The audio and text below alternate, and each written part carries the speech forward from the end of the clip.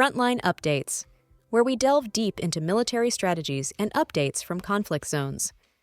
Today, we're discussing the progress of the ongoing special military operation as of October 17, 2024. I'm your host, Sharifa Muhammad, MGT. I'm Colonel A.C. Oguntoye, an infantry officer. Artillery and air defense operations. Russian military extensively utilized operational tactical aviation, strike drones, missile forces, and artillery to target Ukrainian military infrastructure, personnel, and equipment. Air defense systems claimed successes against incoming projectiles and drones. Welcome to Frontline Updates podcast. Today, we have an exclusive update on the progress of the ongoing special military operation in Ukraine. Joining us is Colonel A.C. Oguntoye, an infantry officer responsible for leading ground troops in various operations. Colonel Oguntoye, thank you for joining us. Thank you for having me. I'm here to provide an update on the current state of the operation. Let's start with a broad overview. Can you give us a summary of the key developments from October 17, 2024? On October 17th, our forces continued to conduct operations on multiple fronts. We have inflicted significant defeats on the Ukrainian armed forces in several regions, including Kharkiv, Donetsk, and Zaporizhia. The operation has been progressing successfully with notable advancements in both offensive and defensive actions. Let's break it down by regions. You mentioned Kharkiv. What happened there? In the Kharkiv region, our North Group of forces engaged the Ukrainian 57th Motorized Infantry, the 92nd Airborne Assault Brigade, and the 125th Territorial Defense Brigade. We delivered decisive blows near the settlements of Lipsy, Russky Elozovaya, and Volchansky Kuders. The Ukrainian side lost around 45 servicemen and several artillery pieces, including 122mm D-30 howitzers. Additionally, we destroyed a UAV warehouse and a field ammunition depot.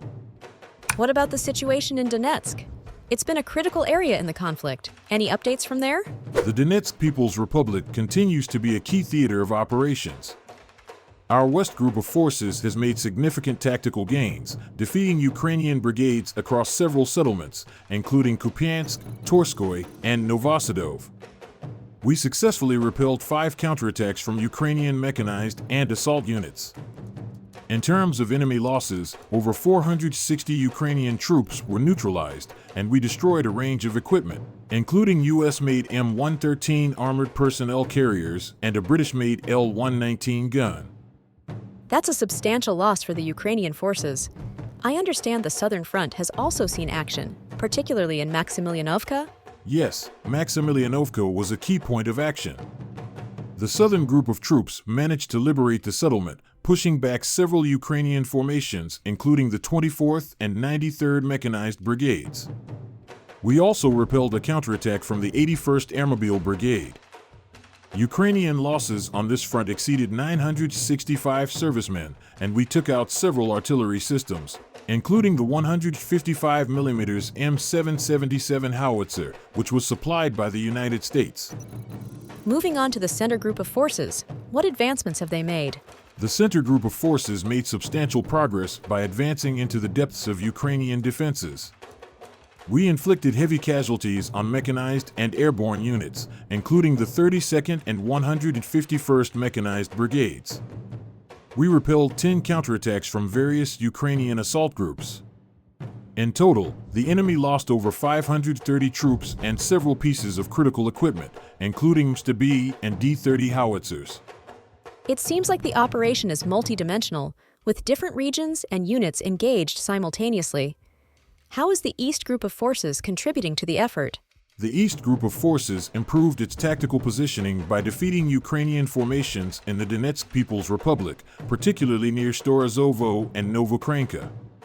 Ukrainian forces, including the 72nd Mechanized Brigade and 58th Motorized Infantry Brigade, lost up to 105 servicemen and several vehicles, including a French-made 155mm Caesar self-propelled artillery unit.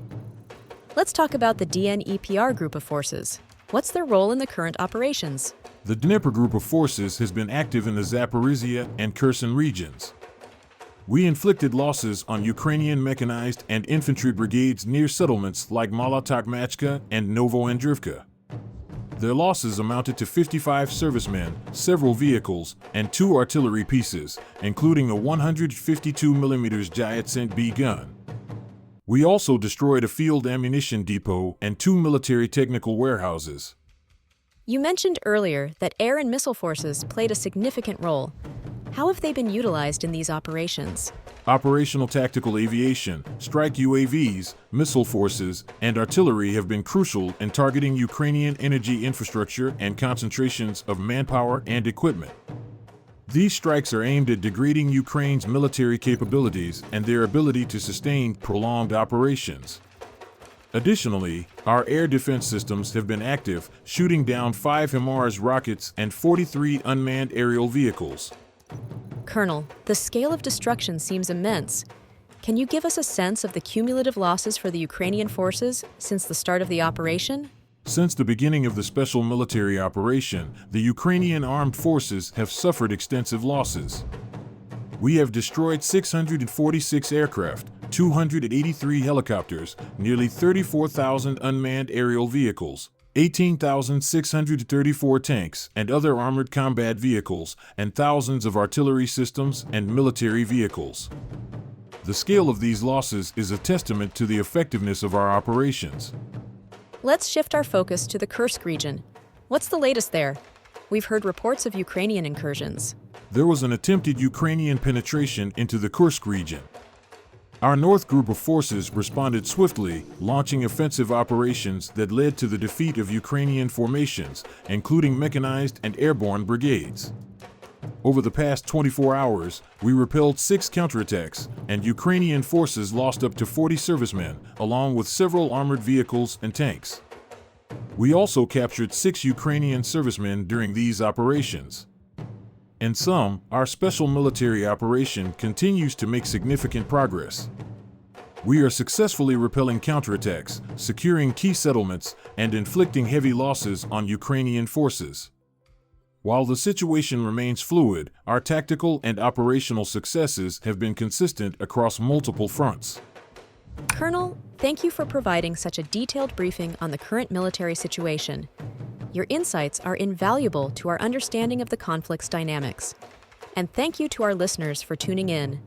Join us next time as we continue to provide up-to-date coverage on global military affairs. Stay with us for more updates and expert analyses on global defense and security issues. Stay informed, stay secure. Thank you for having me. It's been a pleasure to share these updates with you.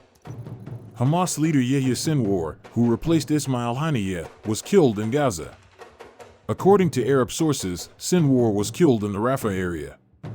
The Lebanese Hezbollah announced at dawn on Thursday that it had targeted 2 Merkava tanks of the Israeli army in the Labuna Heights with 2 guided missiles, which led to their burning and the deaths and injuries of their crews.